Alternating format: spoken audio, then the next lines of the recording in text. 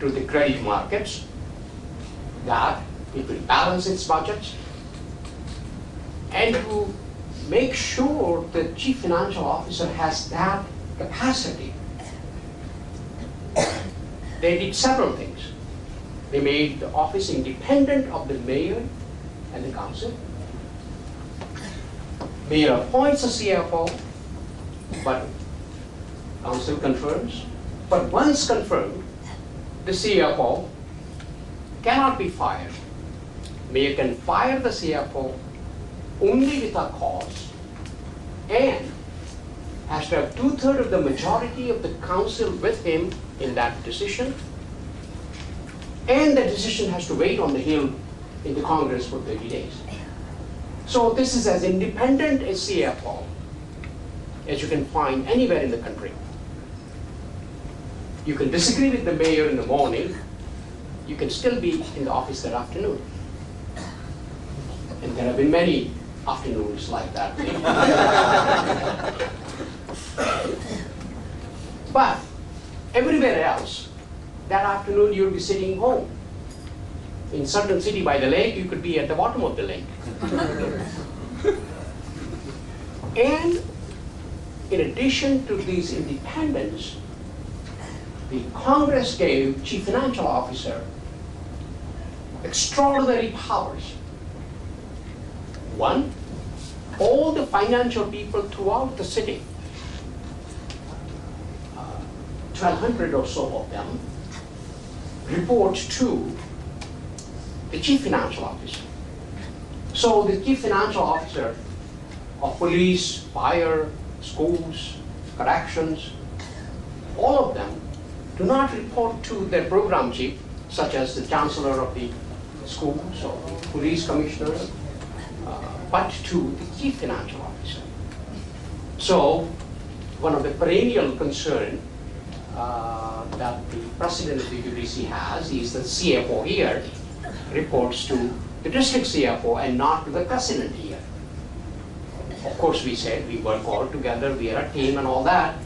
But as one of the superintendents had said, when I hold my meeting, 15 people around me, and that guy doesn't work for me, how does that happen? Well, I said, in district, that's the way the game is played. And you better learn to play that game. And obviously, managerially, one would say it doesn't make any sense.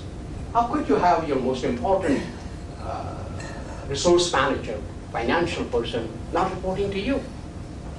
But reason for this is that city was near bankruptcy and Congress didn't want to be bothered with that.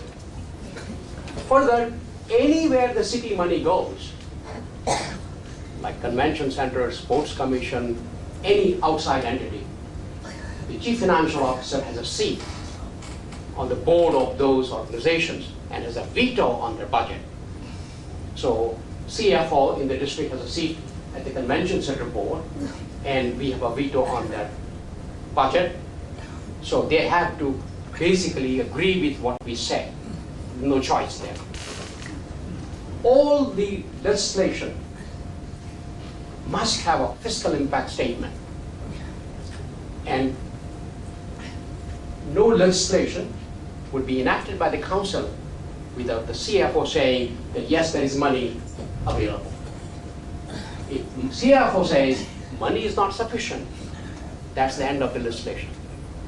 That's a very powerful tool that Bob had enjoyed for a long time over there when he was a chief economist, and people used to wonder what is Bob even going to say about this. Further, most important, it is the CFO who has exclusive right to estimate revenues. It is our chief economist, our chief estimator, who tell you how much money is available for mayor and council to spend. So Norton Francis, who sits there quietly, is one of the most powerful men in the district because he basically estimates revenue for the city. And he tells how much money is available. Now, mayor and the council can decide where they want to spend money. But as long as you are conservative in your revenue estimation, then they cannot spend more money than what you tell them to, or what you give them to. We have been accused consistently that we underestimate our revenue. That's fine. I would rather be cautious.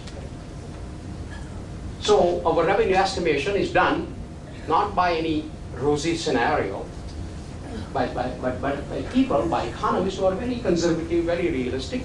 And that is why you could see a consistent record of surpluses. And again, if you have estimated realistically and you have basically maintained control of expenditures, then you are able to show this record of surpluses. Further, CFO, our budget people, monitor expenditure in all agencies throughout the government. So whenever you see a government agency spend more money than what is appropriated, we report to the council, and if the agency still keeps on spending, we cut the cash off. It's like we're cutting the legs off. 10 years ago, there was a big controversy about DC General Hospital. And we say that we are not going to send any more checks to them because they're overspending their money. And we had to shut the hospital down at a great political cost to the mayor, Tony Williams at that time. But all I'm suggesting here is that the CFO in the district, as Bob pointed out, does have extraordinary powers. But with that extraordinary powers, there are also responsibilities. And above all, these responsibilities are very specific. There are no ifs and buts about them. So either the budget is balanced or not. And that is to be certified by the external auditor, Pricewaterhouse or KPMG or whoever. And February 1, it could be known whether or not the budget is balanced and whether we have a clean audit opinion. So we have to have a balanced budget, we have to have a clean audit opinion, our bond ratings have to be respectable. In other words, we must maintain our access to the credit markets. Marcy Edwards, who sits here quietly, again, she is one of the most important person on financial front. She keeps track of our standing on Wall Street. Because if we ever lose our access to the Wall Street credit markets, then control mode is back again. So all these concerns are basically motivated by overwhelming obsession that the Congress had about the district. By creating this office of Independent Chief Financial Officer, Congress basically relieved itself. We don't have to be bothered with the district because they have ultimate responsibility for the district. Yes, ma'am.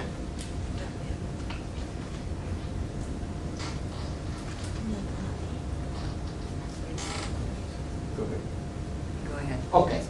So the question here then is, with these issues, we will have a balanced budget. That we are sure. However, that doesn't mean that we can change the basic economics of the district. And that is where some of the issues that Enid brought about. How do you finance a city that has a very constrained tax base? And she has already mentioned, let me be very specific. And one of the key issues here is the taxation. We are the only city in the world where you cannot tax income at source. So what happens here is that every $100 that are earned in the city, we get to tax only $34. The other $66 are taxed in Maryland and Virginia. And that is like saying you go to a restaurant and of all the people who are eating there, we would say 1/3 will pay, 2/3 will not pay, and everyone would complain about bad food and bad service. It is as simple as that. Similarly, roughly 30% of non-residential property values are tax exempt. The federal government, the embassies, the World Bank, IMF, churches, universities, hospitals do not pay our taxes. Indeed, 12 of the largest 15 employers in the city do not pay our taxes. Imagine that. The largest employer in the city, federal government, of course doesn't pay our taxes and doesn't compensate us for the services it takes out of the city.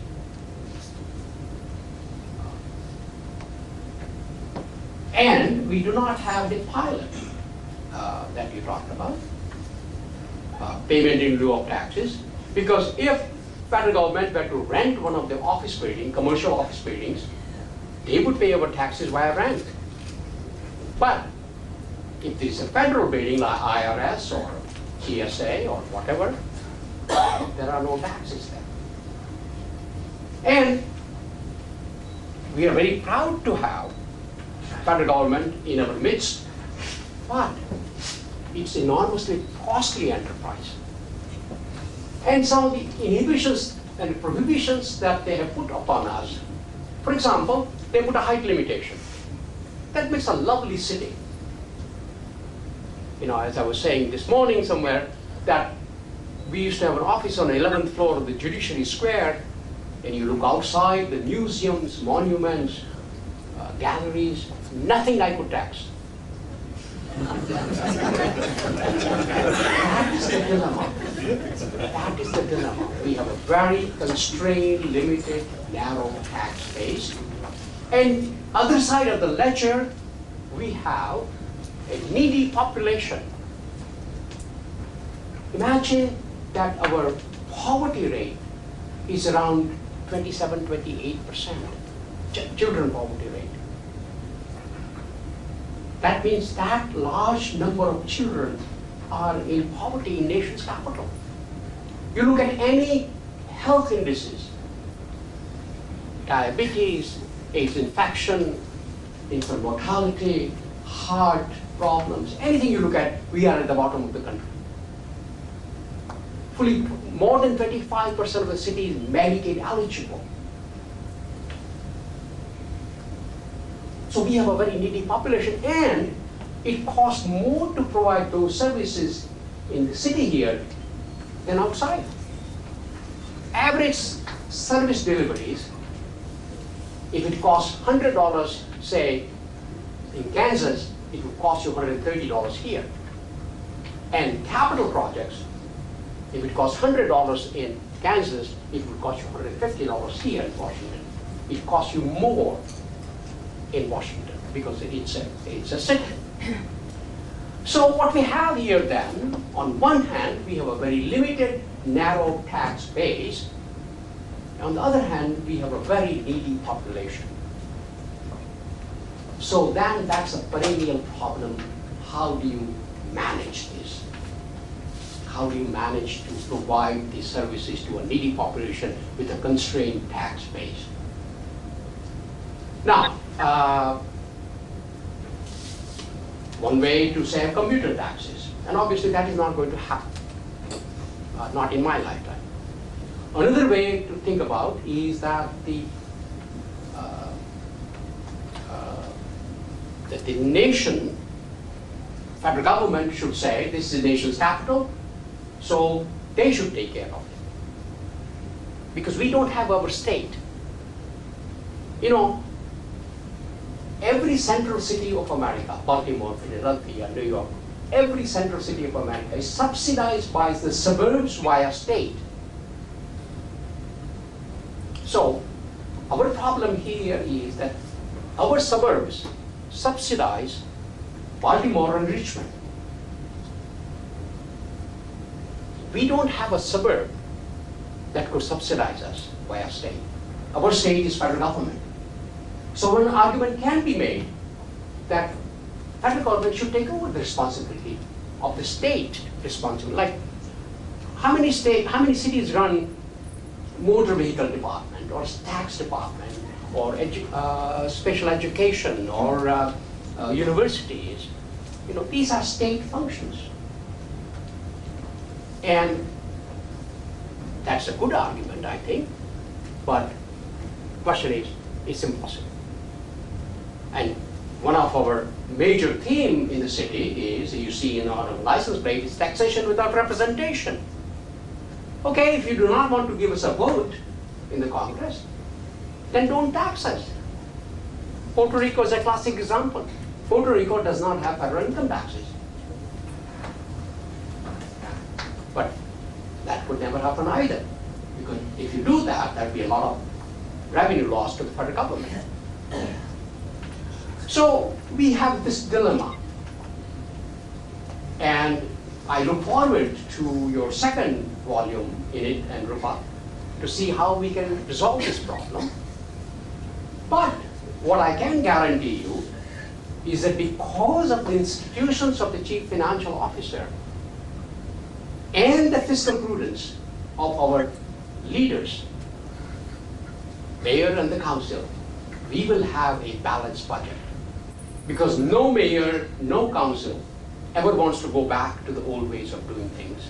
If we ever generate deficits, then I guarantee you the control board will be back. And that nobody wants, because we would lose our limited democracy, our home rule. So in that respect, I would give great credit to our mayor and our council, because a $2 million turnaround from $500 million deficit to $1.5 billion in fund balance.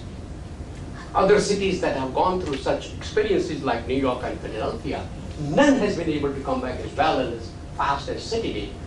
And the reason for that, of course, is control board. But $1 billion out of the $2 billion was generated by elected leaders, mayors, and the council. So I would give great credit to our mayors, Mayor Anthony Williams, Adrian Fenty, and I am entirely confident that Mr. Gray is fiscally very prudent, financially very responsible, and he will continue on that the path of fiscal solvency. So I do not have much encouraging word as to how to go about resolving this, because there are political issues that are so overwhelming that we do not know how to resolve those. It is not at my pay level. So my last words here is that for UDC, Bob, is that Mr. Gray, in his campaign, was very eloquent about the need of strengthening UDC, its community college, and strengthening this university into a major institution. And you know, I hope the better days are ahead. And when I saw the president and the dean in the hallways, we sang "Happy Days Are Here Again." Thank you.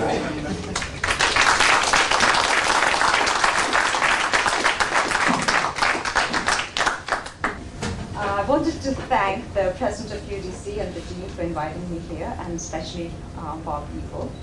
And I don't know how many of you know, but Bob Ebel was a very esteemed colleague of mine at the World Bank and is still a guru on decentralization and intergovernmental fiscal. I don't know how many of you know what the World Bank does, so I'll just give you a little bit of a background. The World Bank is an international development organization, and as Nat Gandhi just told us, we do not pay taxes to the government of DC. For the first time, the world turned half urban, but a lot of the developing countries actually do not really realize the importance of cities. Rural and agriculture dominates in their policies, also because, I think, of the political economy of the whole situation. And what we do not see, when we look at cities or when we look at rapid urbanization, most developing countries actually see it as something which leads to congestion and crime and grime. But they do not look at urbanization as a way for people to actually migrate from rural or agricultural areas to cities to look for jobs and to look for better livelihoods, and sometimes actually to look for services. There are no health services or potable water or transport in the rural areas in most developing countries, and people move to cities for a better life and for better jobs and for a better economic status.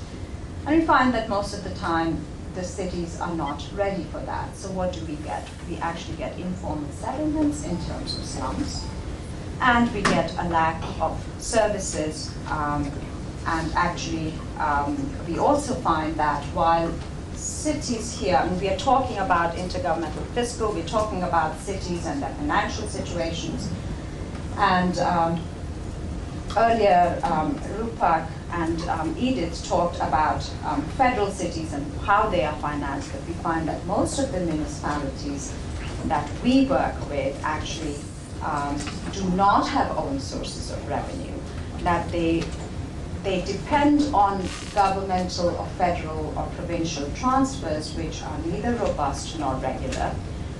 And a lot of municipalities, the only services they perform, as we say, are actually solid waste removal or garbage picking and dog catching.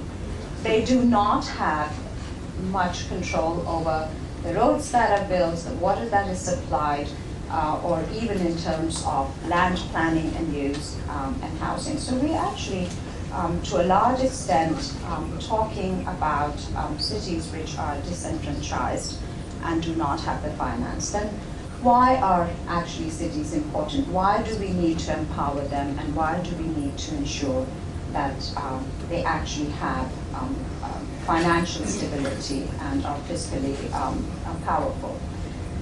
Cities are actually important because they are what we call agglomeration economies.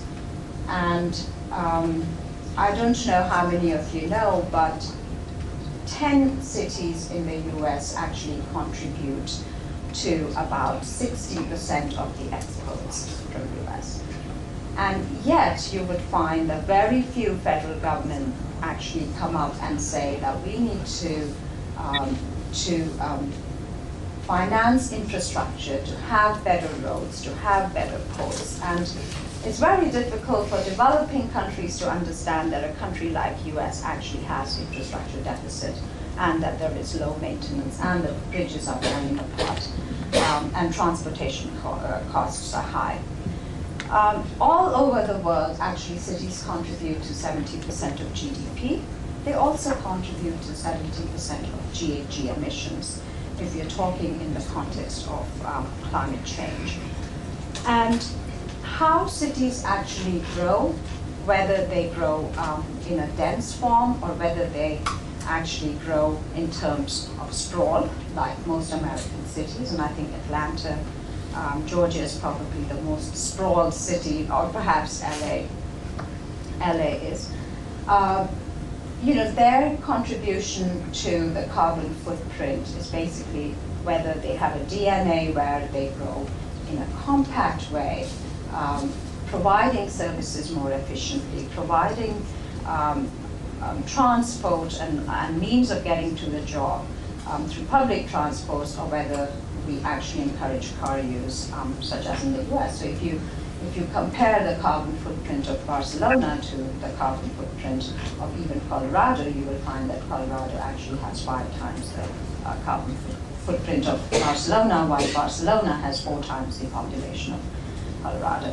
So really, cities actually do shape our future. And we also have to remember that cities are the hub of innovation. And this is where we find that innovations take place, that's where educational institutions are, this is where skilled labor gets together. And countries which are actually leading today in the world, economically and financially, are also countries which are leading in terms of their innovative capacities. So cities are not just economic agglomerations, but they're also centers of innovation, and we do need to focus on our cities. I guess we didn't get anywhere with that, that's fine. Keeping all this in mind, the fact that today half of the world is urban, that 90% of the urban growth or urbanization is going to take place in developing countries, and that too mostly in Asia and Africa.